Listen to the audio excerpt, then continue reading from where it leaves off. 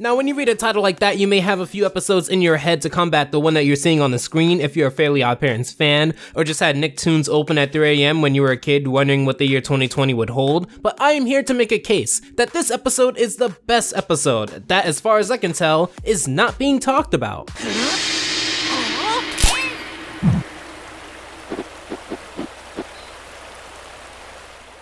The Armada is nothing without its people, my fans. They're called the Armada, so I want to give a major shout out to the Instagram division for being super cool and supportive. I've been posting a lot of small news there. It's been super fun to interact with you guys, and you can join that now by going to alphaj.show/panda and be a part of the Armada today. The show cuts all of the exposition garbage and gets directly to the Snow Lodge. I like how to the point that makes it seem. Given that seasons later, it wouldn't know how to make an episode start with a point if it hit them in the face and made their aunt sick. Speaking of, are you sure you don't need me to come to the ski resort? Oh, absolutely not. My sick aunt, Denise, insisted I come by myself to the Dimsdale Ski Lodge and Resort for the entire weekend to take care of her. Lying to your spouse. Not the biggest trope/Hartmanism to happen within this episode alone, but we'll get to that one. I don't believe I've talked about a lot of episodes that revolve around Timmy's parents. I never really had a problem with any of them pre-season 8 because they weren't in the way. In fact, even though Timmy's dad plays a major role within this episode, it doesn't feel like he's even there, as we don't get to know much more about him, except that he's more than aloof. He can actually help out with the lie. I also appreciate seeing all of the mothers of Timmy's friends getting along. Well, most of them. I guess Mrs. McBadbat didn't get the invite. It's probably because 4 mothers were easier to work with, but I can't help but think with the lack of seeing Chester's mom, that's a crazy, dark, theory-ridden path that I'll go on another time. So as we normalize lying, we hit Hartmanism number 2. Well, I suppose she won't get into any trouble. Hey, snowboarders and ski balls! There's an abominable snowman loose at the Mount Dimsdale Ski Resort. Trouble to the ski resort! Say the line, Jay. And then the opposite happens.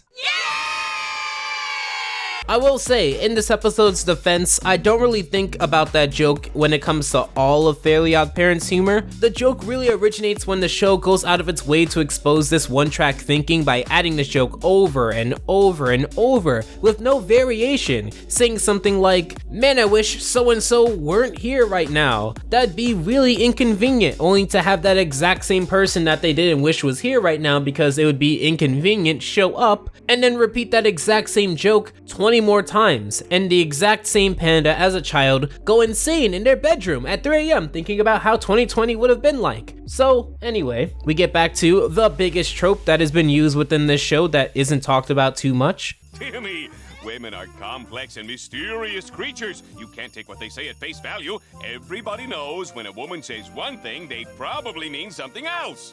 He's right, Timmy. Like when Wanda tells me I'm an idiot, she's really saying, I love you. You're a moron! You heard it here first, folks. Now, within the context of this being a cartoon, the show really isn't breaking new ground of doing something that other shows weren't already doing around this time. In fact, in animation, fathers like this were as common as they came. I guess the reason why it didn't affect me much when I rewatched this episode is because it's treated more as an afterthought, kind of like a running joke, really. Wanda is treated like an afterthought. We don't really see Timmy's mother all that much within the episode, but you know who we do see? Vicky. Despite the biggest danger in the lodge being his own dad, we bring Vicky into the picture because Timmy couldn't be left alone, even though there's a documented series based on the fact that Timmy is often left alone. In fact, his parents are the reason in which he got fairies, because they left him alone on purpose. Not only that, but why would you bring your son to immediate danger? Wouldn't it have been much more in your favor to have him be away from the danger that you are concerned about harming your spouse, your wife? Like, come on, man.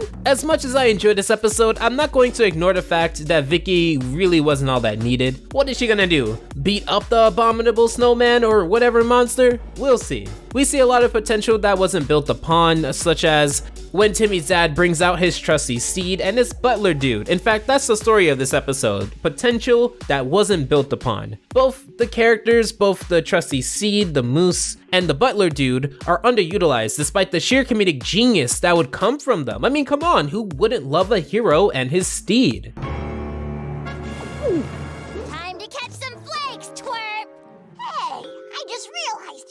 have a snowboard. Now I do.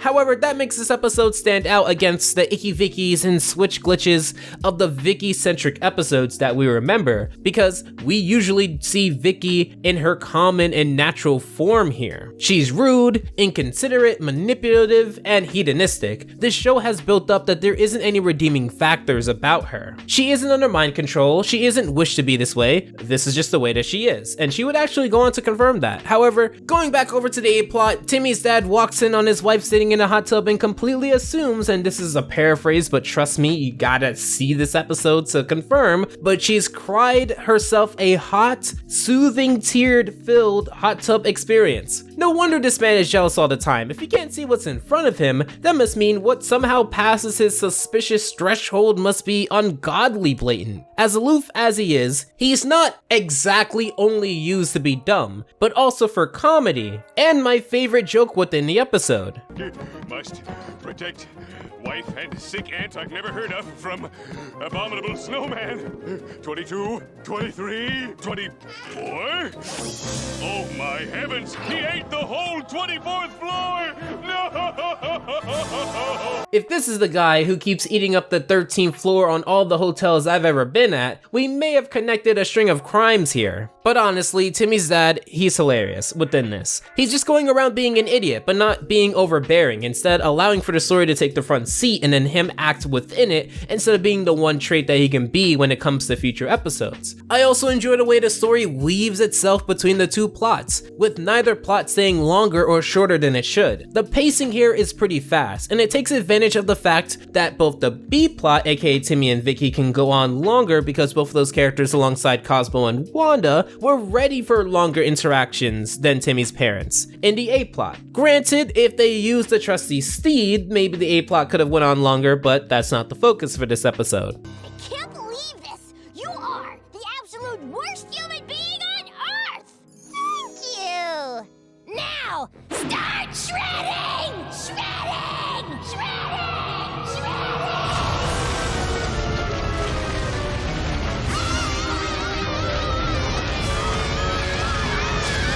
So we get the deep dive that characters like Vicky probably shouldn't have had, but like with my two Trixie episodes, it's the potential that really intrigued me to make this video. Right after Timmy and Vicky were really supposed to die if given realistic counterparts and circumstances, Timmy and Vicky have one last outburst before being thrown into a cave, blocked off by society, and left to freeze. Never mind the fact that Cosmo and Wanda froze practically immediately. That's totally not a way for them to save Timmy and Vicky within the episode.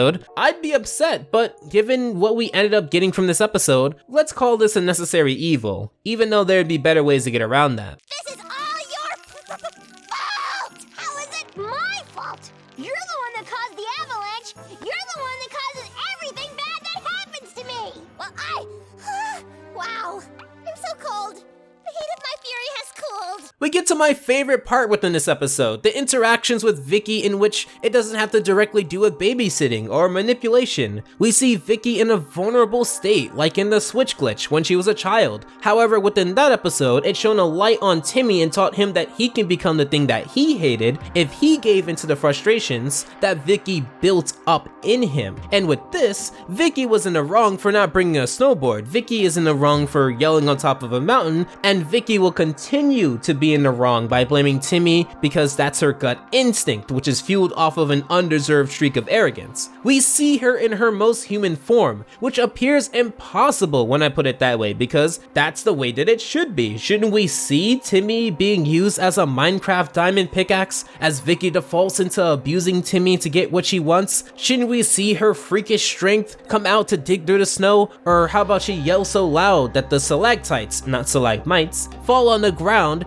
and Vicky somehow digs or climbs her way out? No. And that's kind of the beauty of this episode. And I think that last sentence at the end, the heat of my fury has cooled, that's what she said, that may have something to do with it. She's faced with the possibility that unless something happens, they'll freeze to death, and it may be a long time before anyone knows that they're away from human contact. Maybe it's a form of self-reflection on her end. And that's why I see this as a bit better than episodes like the switch glitch, because they're on equal ground around, but Vicky is still in the wrong. This is Timmy letting Vicky know that if this is the last time that they're speaking, he's going to be open and honest about everything that he felt about her. But it gets even better. You've been mean to me for years, and you're finally getting what you deserve. The only good thing about all of this is that if I go down, at least you're going down with me.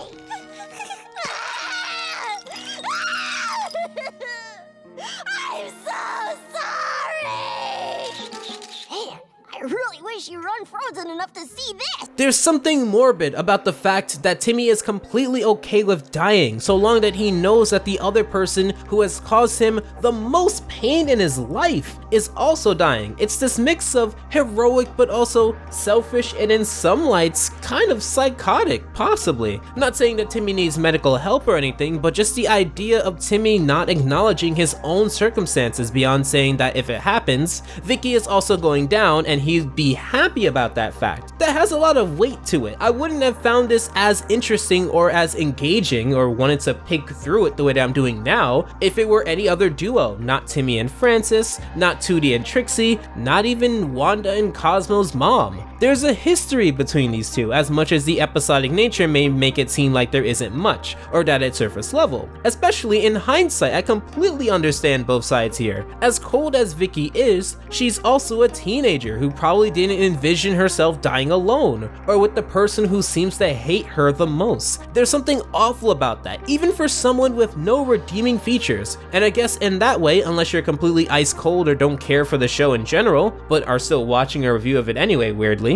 you'd feel some type of way if Vicky were to go out this way. So Timmy puts his hatred of Vicky and pride aside to huddle up for warmth, and we also see Timmy's dad being Timmy's dad for all of 5 seconds. However, that rotating spinning effect that they use to show a character falling will never not be funny. When I was 8, my mom said my turtle ran away, but it didn't run away. Turtles can't run!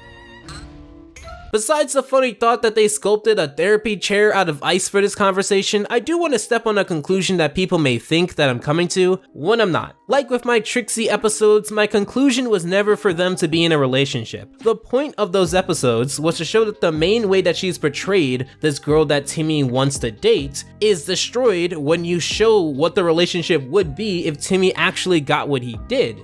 However, with the second video, so part 2 of this episode would ruin Trixie, or whatever the title is called, it showed there that there was a chance to make an impactful character and just branch off and make this multifaceted character that you can use in different ways. But instead, the show only opted to show us this surface level, so it kind of goes with that theming of, you show us if this is what the main character is used for, you've ruined it, and then you show us the character could be this, but we're not going to do that, thus ruining the magic, the potential of that character. And that's what I'm saying here. I don't want Vicky to be nice and forgiving to Timmy after this. I'm not saying that their relationship has to be flip-flopped and now they're super nice and supporting and caring, because that's not Vicky, and we've shown that with multiple different episodes. And in this episode, she confirmed that that's just the way that she is. But to see more episodes that show Vicky in a different light, without magic, without love, because she wants to not experience what she did in the cave, would be fantastic. That would have been a great way to flesh out the character. However, it wouldn't be a classic Fairly OddParents review if I didn't point out the ridiculousness of the way that this episode was structured. We get to possibly the weirdest and most illogical part of this episode. So when the story needed it, that one-way cave that was blocked off by snow turns into a three-way cave when they meet the abominable snowman. Never mind the human smell or the sheer fact that the pizza stayed warm, but literally everything else would die here of being frozen to death. The sheer fact that there was an exit when the story needed it is dumb. Super dumb. Just have the snowman dig his way in or show some way that the one-way blockage did happen. Hey,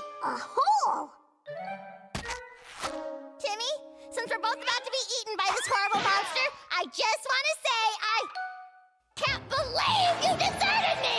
Does anyone have a burning passion to know what Vicky would have said here? I would have loved to know what she would have said in this moment. However, it is here, where the sun magically heats up quickly, what the snow froze quickly. That is the fishbowl that contained Cosmo and Wanda. Cosmo has some great lines here, thinking that he's in the future, and also confirming his thoughts by saying that Timmy wouldn't have wanted to save Vicky in the timeline that he was in, but Timmy would go on to save Vicky and have a pretty fun escape strategy. They could have easily wished themselves away or have Timmy take care of the problem there, but there is something fun about exploring this idea as much as you can within 11 minutes. Why not connect it back to this high-speed, super fun, super energetic snowboard chase scene? That's what animation really is about, just connecting these stories that we probably wouldn't be able to do in live action, but we can draw out and use our imagination to do. It's really what I love about it. But show me how this all has to fit back into your status quo. An abominable snowman?